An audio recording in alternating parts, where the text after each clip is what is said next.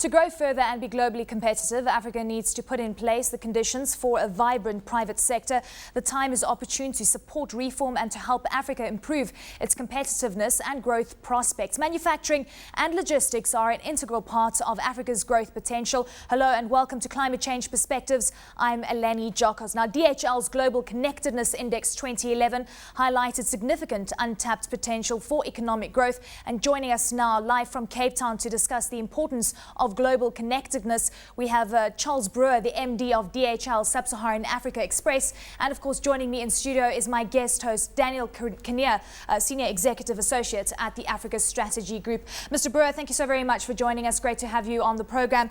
Let's start off with you by taking a look at intra-Africa trade. And of course, one of the biggest reasons that we've seen Africa's growth not really reaching its full potential, even though we've seen growth of above 5% for the last few years, is because that trade barriers are still in place from a regulatory perspective, but also because we have a lack of infrastructure in many instances.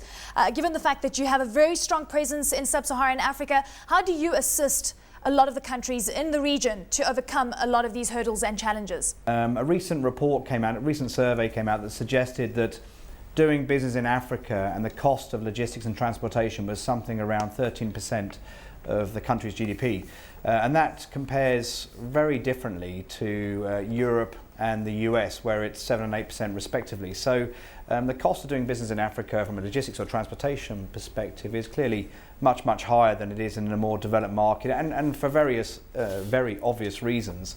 If you look at sort of the transportation infrastructure, whether that be trains, road, or indeed ocean in terms of boats. So there are limited options, and therefore you have to fly a lot. So the cost of doing business here, the cost of transportation, the cost of infrastructure in Africa is clearly far greater than it is in more developed markets. And that in itself produces and creates problems for companies that want to invest here and trade across Africa. The recent DHL Connectedness Index showed a number of positives and also, of course, a number of negatives, but probably the three most telling facts were that one, the world is not as globally connected as perhaps we all thought. Secondly, that the more a country is connected to the rest of the world and does business with the rest of the world, the more sustainable their economic environment. And thirdly, from an African perspective, most African countries fared fairly poorly. So it was a survey across 125 countries, and the best performing country in Africa was actually South Africa, which featured at number 50. And again, like the infrastructure issue that we have in Africa, the second part of that, of course, is the cross-border and the customs environment that exists. And again, as you would probably appreciate, in Africa, that's not as developed as it is elsewhere. So a lot of work ahead of us, a lot of opportunity. I mean, Africa's still a huge, huge opportunity, but there's a lot of challenges for us to get over. You know, I was just thinking, picking up from one of the elements raised in the index, and that was that the new globalization is really a multiplier of regionalism. And if we consider that Africa has a plethora of regional bodies, COMESA, the SADCs, the SACUs, the ECOWASs, the EACs, how do you manage to operate efficiently in that environment when there's so many different custom regimes, for example, among others, Charles? One of the first things I learned when I came to Africa is sub-Saharan Africa is 51 separate countries, 51 countries that operate very differently, and 51 customs authorities that work very uniquely, and that's probably the key area. All countries are definitely a focus on growth. I pick that up everywhere I go, but the environments in which they operate differ significantly. So, and I'll give you two extremes. If you take Tanzania, for example, it's de minimis today. The de minimis is the value in which goods can be cleared through the green channel, so the fastest channel is only $5, and that's the lowest in sub-Saharan Africa. So any product coming into Tanzania that's over $5 goes through formal clearance, and that can take hours, days, and in some cases weeks for products to get through. Well, if you look at how well Tanzania, therefore, which is, by the way, one of the fastest growing economies in sub-Saharan Africa. So if you look at how Tanzania therefore operates with the rest of the world, it's quite difficult. And if you're a multinational company or indeed an SME company operating in that environment, it's very, very difficult to get your products in or indeed get your products out. So first and foremost, we work very, very closely with every authority, every governing body in every country to try and push their environments, push their processes, push their technical aspects to best in class. And given that we operate in more than 220 countries worldwide, we have a pretty good view of what works very well and what doesn't. So a lot of our efforts are trying to bring those countries, whether it be Tanzania or any of the other 51 countries, up to best in class. And some are working at a really fast pace, so South Africa is a good example of that, and others are not, and others need gentle shoving and encouragement and motivation to go and do it. So again, as I said earlier on, it's not the easiest place to do business, but I think two things. One, most governments and most countries see the value and the benefit of globalization and pushing and allowing their companies to operate on a global scale, which is a very different environment to 32 years ago when we started in sub-Saharan Africa.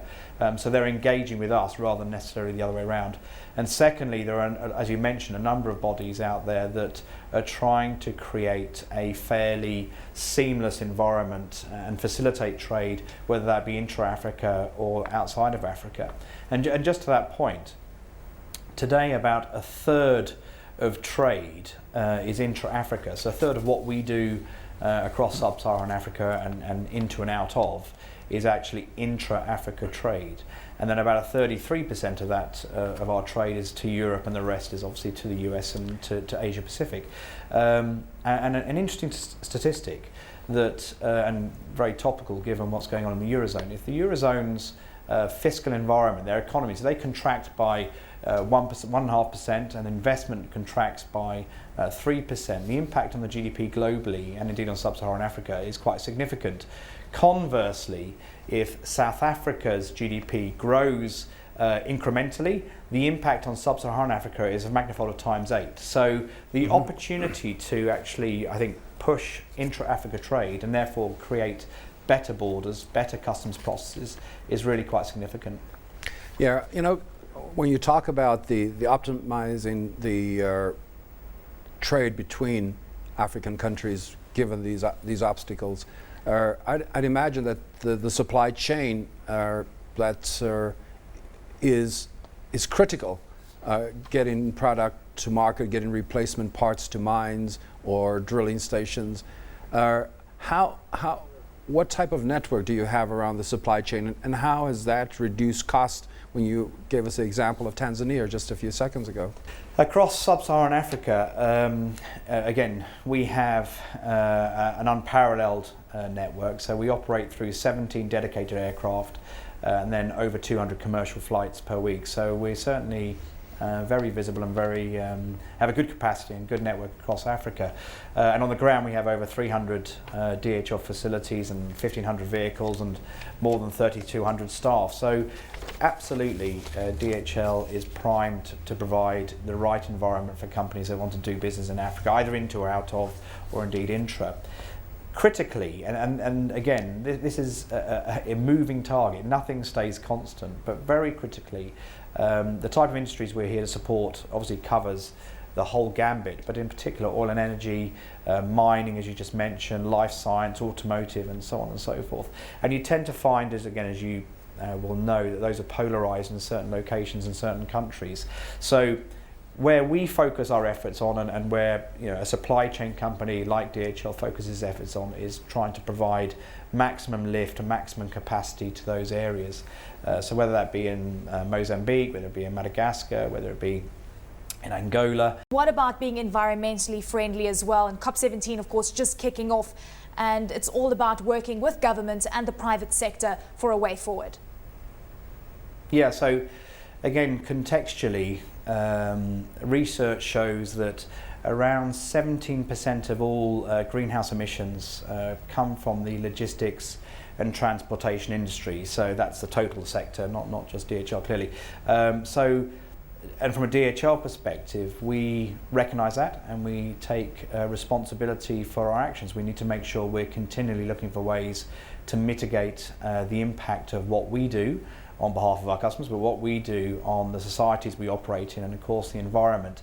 So first and foremost, we were the first logistics company to create a measurable index. That's number one. Number two, we were the first company to create a target. So we've stated very clearly that we intend to reduce our impact on CO2 emissions by 30% by 2020. And thirdly, we were the first logistics company to create a product which is aimed directly at that. So one of our products is called Go Green, and that allows our customers, should they wish to do so, to operate and use DHL and gain credits, emission credits from using our products. So those are the three areas that we focus on, or the pillars that we focus on, but more tactically, clearly, and as you just mentioned, we have a lot of aircraft, not only in Africa, but across the world. And so from an aircraft perspective, we look to have the most modern fleet. Modern fleets are less impactful, they're more efficient. We look to fly the most direct routes. So again, using the footprint that we have globally, making sure that we fly product in the most direct routes and not taking too many dog legs, which means we actually have less impact. So modern fleet and most direct flights from an aircraft perspective. From a vehicle perspective, again, as I mentioned, we have over 1,700 vehicles in Africa and a lot more globally. We use multiple different methods to provide the best distribution models that we can. So, and again, here in Africa, we use hybrid fuels. So in Cape Town and in Johannesburg, we're trialling hybrid fuel vehicles.